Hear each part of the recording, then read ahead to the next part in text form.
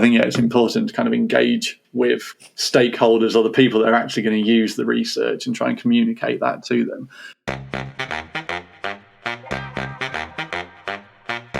Every week, every day, there are discoveries that will shape our future.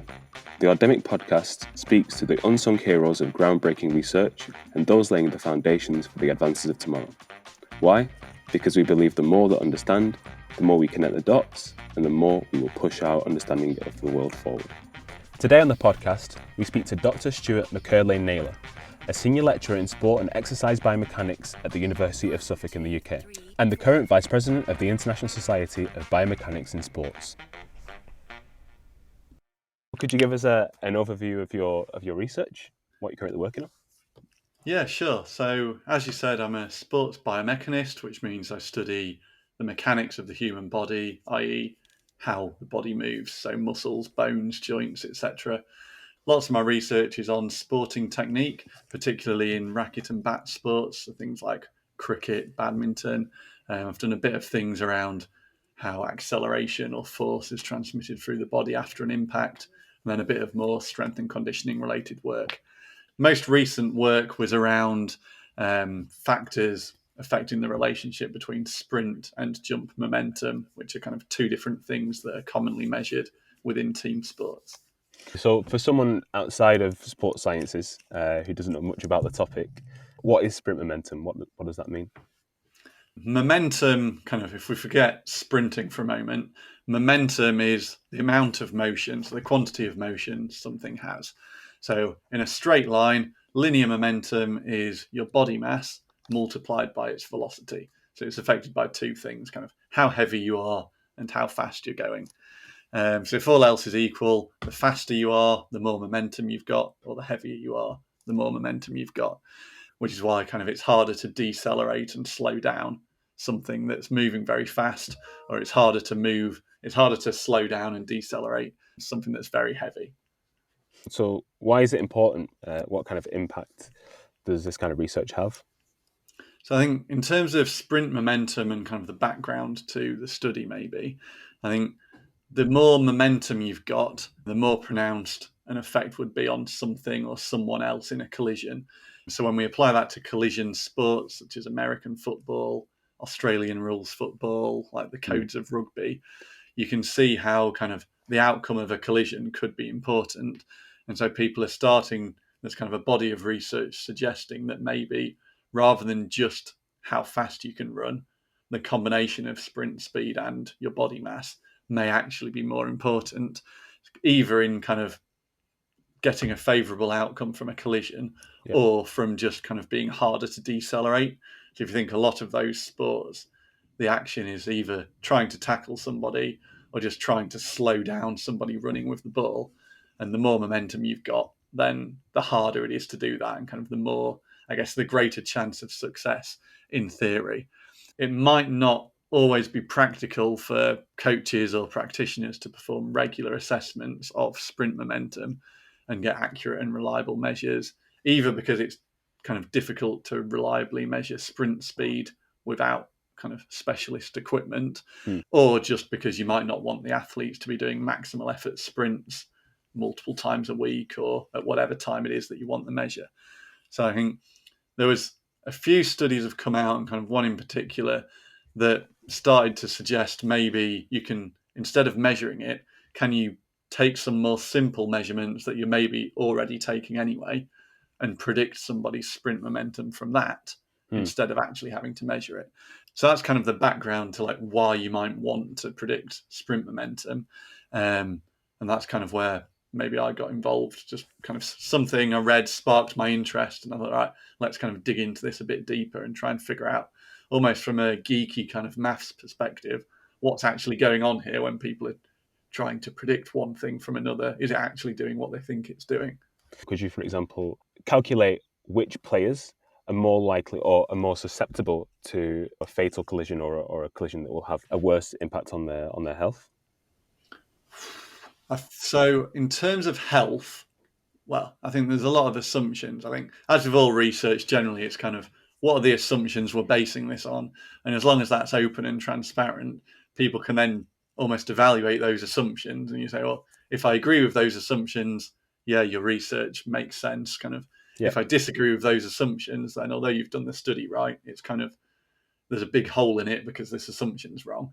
And I think there's a few things there, I guess, if we're looking at it from a health perspective, kind of one of the big assumptions is kind of, if you take a bigger hit, is that worse for your health? And you're kind of assuming that somebody who gets hit by a player with more momentum, that might have a bigger effect or negative effect. And I think that's kind of, again, not necessarily my specialist area, at least from the health perspective. But I think that's maybe a reasonable thing that you could debate. I think the other aspect there is around, the kind of what's important, and like, is it sprint momentum that's important? Kind of what is it that affects the outcome? And I think if all else is equal, then yes. But obviously there are other things around technique, and you'd maybe be better off getting hit with more momentum in one part of your body than less momentum in a different part of your body. Or if you're kind of doing the tackling, yes, you want to take more momentum into it, but actually, is it better to have more momentum or to just kind of get the technique right and hit them in the right part of the body and with the right part of your body, etc. So I think there's a load of things kind of that we'd need to kind of assume, but if everything else is the same, so if you're tackling or hitting with kind of the same technique, the same part of your body on the same part of their body, then I think at that point, that's when kind of sprint momentum starts to become important. And that's when I guess people are starting to measure it and go, well, can we predict this? Even just if we think it might be important, we kind of need to measure it before we can know whether it is important or not. Or if we want to change it in some athletes, we need to be able to measure it so that we can then decide whether or not it is having a positive or a negative effect. And I guess that in that way, it can kind of help optimize the efficiency of movements, trying to understand it from a layman's perspective. No, definitely. I think, again, it kind of comes back to like what, with any training intervention, what are you trying to achieve? And it's, I guess, the bit where I got interested really was saying, well, is this thing that you're saying people should improve, should we design training programs around that? Or are there some kind of flaws in some assumptions? So I think for a bit more background, the main thing that was proposed to predict it was vertical jump momentum. So there was some research that showed if you measure a vertical jump, which many people do kind of regularly, so in sports science, people often use a jump as almost like a readiness to train. So athletes will come in the morning, they'll take some simple jump tests, and from that, they can almost get kind of an indication of any fatigue from the day before, any kind of readiness to train, so that you can then, from those metrics, go, well, okay, let's hold it back a bit and give them a bit of an easier day today, or yes, they have recovered quite well, etc. So it's things that people are measuring anyway. And there was a suggestion that if you measure takeoff momentum, so as you leave the ground in a jump, how much vertical momentum do you have? Actually, the research showed that correlated with sprint momentum in rugby players. So saying, actually, we don't need to test sprint momentum. We can just test jump momentum. And then using this equation, we can predict what their sprint momentum would have been. And I think that's where I then got really interested, because kind of it's on that borderline of like, it's sports science and sports biomechanics, but it's also starting to become more of a kind of mathematical kind of problem of just, well, what does this equation do? How do you predict one thing from another? And that kind of sparked like the geeky side of me while still being applied to sport. And I think, as I said earlier, because momentum is one thing times by another, you've almost got two different things contributing here. And I'm like, well, is it the jump or is it their body mass? Which thing is it that's causing this prediction?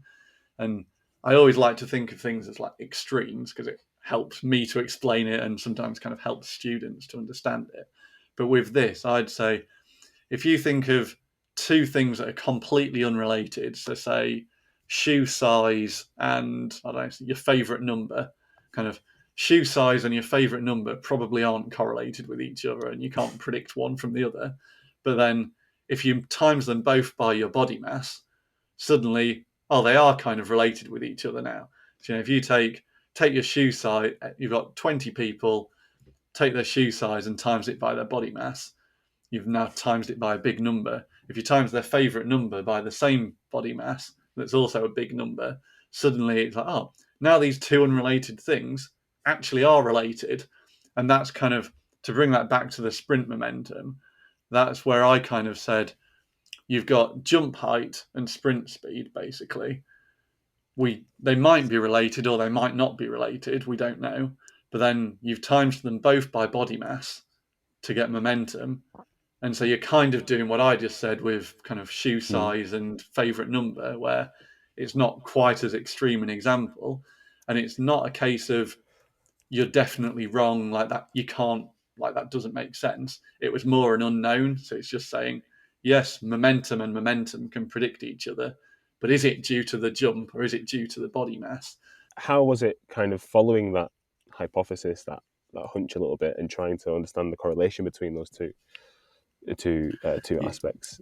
And Yeah, so I think in terms of the process, kind of, I think the first step was basically, if I like simulate these results, but it's when they say in their kind of a different paper on Aussie rules footballers said our average sprint speed was this, and the variation of it was this. Our average jump height and the variation was this, and then kind of the correlation between the two was whatever. You can kind of recreate those numbers and get your own kind of sample of numbers that get the same results, but then say, well, in this study, they didn't calculate momentum, but if I times kind of the mass and the other things together, what do I get? And just going, do I recreate the same results that have been seen in studies that actually measured people properly?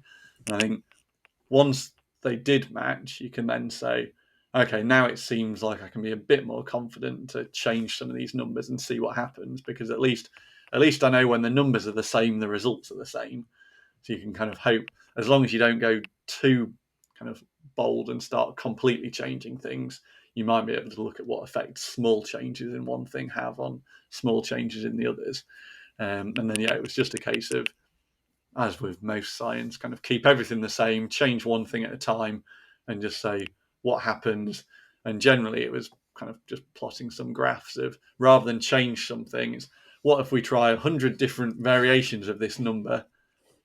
Does, like, what happens as it gets higher? What happens as it gets lower? Does that match what we predicted? So that was kind of, I guess, the approach taken. The Audemic podcast is brought to you by the Audemic app, a platform for students and researchers that allows them to listen to academic articles and take notes easily, on the go and simple to share. if I had more knowledge in the area, what question should I ask you? I love that question. It's a really good question, kind of from your perspective, and then a really hard question for me. I think, I don't know if this necessarily covers that, but I think something else that I find really interesting in this is the idea of measuring something in a group of people and then trying to make recommendations for one person. So if you're dealing with one rugby player or one American footballer, kind of, how does this study that measured 20 or 30 people apply to that one individual? And I think that's where maybe, again, a good example is, imagine kind of you're looking at run-up speed in a long jumper or a cricket bowler, kind of javelin thrower, kind of anything where there's a run-up followed by kind of some other thing. If you measured 20 people, you might end up saying that the people who run up faster jump further or throw the thing further or faster. So you're kind of saying, on this group level, the faster you run up, the better you perform. So then when you're dealing with your athlete on Monday, having read the paper over the weekend, you then go, right, we need to run up as fast as we possibly can. However, if instead of 20 people all doing what they naturally have kind of selected to do, if you measured one person and said, let's run up at 20 different speeds and see what happens, you might get different results.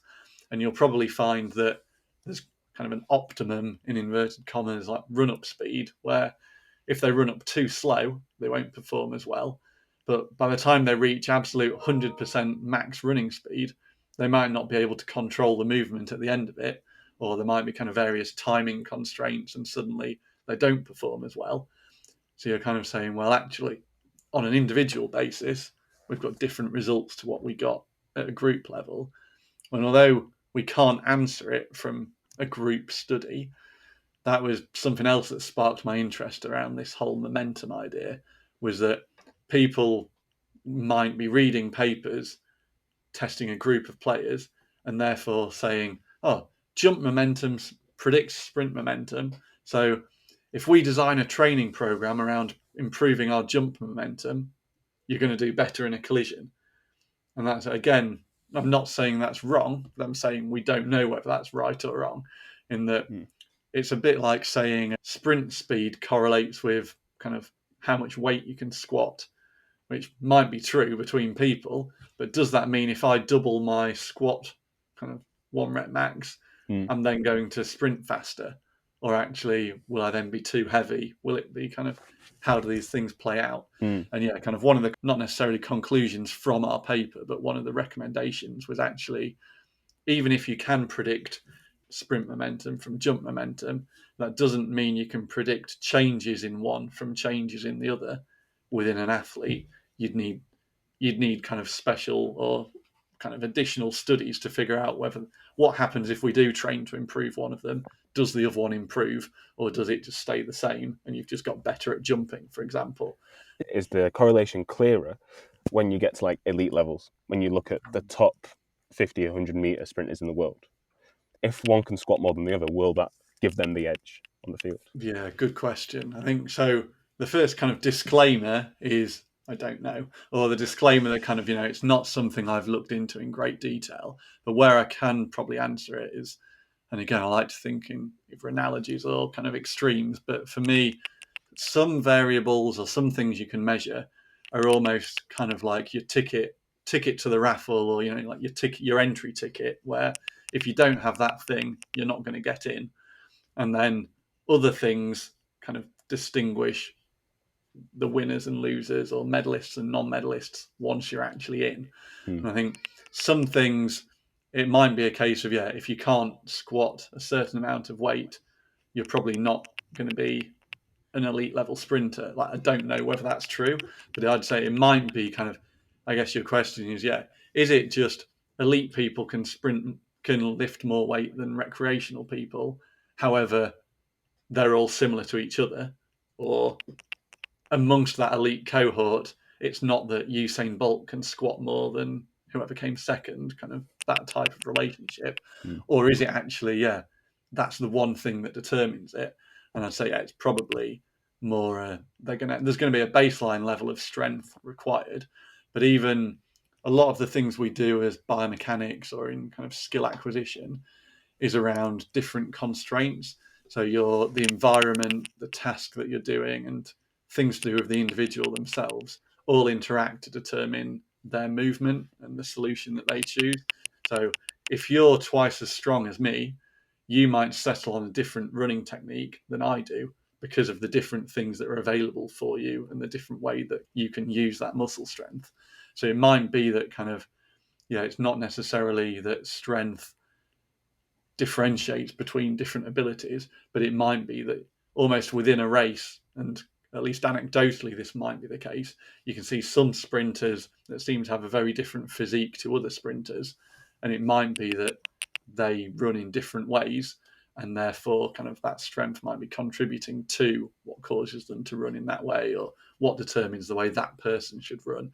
But again, I'm kind of speculating here and talking about kind of things that I know to generally apply, but not necessarily giving concrete answers in relation to sprinting and squatting, because I haven't looked into it too much. So let's say if you had £10 million to spend on one research area, would you spend it on that area, or have you got another dream? Wow. Are you offering me 10 million? Not quite yet. Maybe Yeah. one day. So I think, so my PhD actually was on kind of computer simulation of sporting movements. And we wrote a review paper recently that kind of critiqued previous studies and all of the different methods people had used to simulate sporting movements and almost optimize it and say, what happens to their performance if we change various things? what's the best way that person can move. And we kind of critiqued that and came up with quite a few either limitations with it or recommendations for possible future development. And something I'd really like to do is almost just to, if money wasn't an issue and I could just spend a few years working on something, we almost go back to basics and just investigate individual things kind of almost one at a time in really simple models of, one part of a body or a really simple movement, and just say, what happens? Can we make this model more accurate by changing this? Can we make it more accurate by changing this? Kind of, how does this thing affect how force is transmitted through the body, etc.? And then bring it all back together at the end to go, now we've got better models of sporting performance than we did have. But again, that's probably nowhere near 10 million. So I think, maybe linking back to your last thing, if you had that sort of money, it'd be great to have access to kind of the world's best performers in a range of events, to say, like we've done work with elite athletes in a few sports through links with either national or world governing bodies. But the ability to just kind of have, say, a portable lab where you can fly out and kind of set up some sort of track meet or go to different training camps and say, I'm going to test the world's best 100-meter sprinter. I'm going to test the world's best whatever. That would be brilliant. Again, don't know whether we're still hitting anywhere near that 10 million, but they're kind of some of the things that, even if not from a research perspective, I'd love to be able to do. Last couple of questions. So how do you manage your time as a researcher? I was going to say I don't. No, I think that's a really common answer. That's a good question. I think, it's something like, I wish I had a concrete answer, but it's something we're kind of continuously working on. I think everyone is. But for me, something I'm really keen on is trying to make one kind of piece of work serve as many purposes as possible. If you can make something work in multiple different ways, then I think that's going to be a good way of doing it, kind of along that line of kind of working smarter rather than harder. But I think I often try and end up doing both, which might not be the best way around. But I think something else I'm really keen on is what I'd call evergreen content. So trying to do things that will still be relevant 10 years from now, and not just kind of, producing something that by the time I've done it, it can never be used again, or doing something that's kind of the latest trend and then in a year's time, no one's ever going to read the research again. And it's kind of trying to, I think, do things where in 10, 20 years' time, they'll hopefully still be useful resources or still be relevant. And even, I guess, things in that way that I intend to kind of compound on top of each other. So, if you do one thing and then the next week you do something else, but it builds onto the first one or links back to the first one in some way, by the time you've done that 10 times, they're kind of all benefiting each other, and you've then got this sort of ecosystem of resources or bits of work, and you kind of, that one bit of work that you spent some time on back when you did the first bit is still kind of working for you. And I think all that sort of thing, it comes back to, again, just automating anything that you can as well. So I think another kind of principle, I guess, that I try to work to is, say it would take a day to do something manually. If I can spend a week and automate it, then it means next time I've got to do it, that day's work will only take kind of 10 minutes. And it's just, again, it's worth spending more time the first time so that the second, third, fourth, and fifth time it's quick and easy. But I wouldn't say I've got the answers, but they're kind of some of the things I'm thinking about in terms of trying to allocate resources and say, how should I spend my time? Where can our listeners find you online? I'm quite active on social media, probably, trying to be maybe a more modern academic, but I think, it's important to kind of engage with kind of stakeholders or the people that are actually going to use the research and try and communicate that to them. But I think the easiest and best way is probably to find me on Twitter, which is BiomechStu. So BIOMECH, so biomech from biomechanics, and then STU, Stu. And yes, if you want to know, anyone wants to know more about sports biomechanics, I've got a YouTube channel as well, with lectures, presentations, and tutorials on it from biomechanics and research methods. Thank you very much, Stuart, for your time today. Really appreciate it. Yeah, no worries. Thanks for having me. To find out more about Stuart's work, find him on Twitter at BiomechStu, And to listen to his research in full, sign up to Audemic at audemic.co or follow us on Twitter and LinkedIn.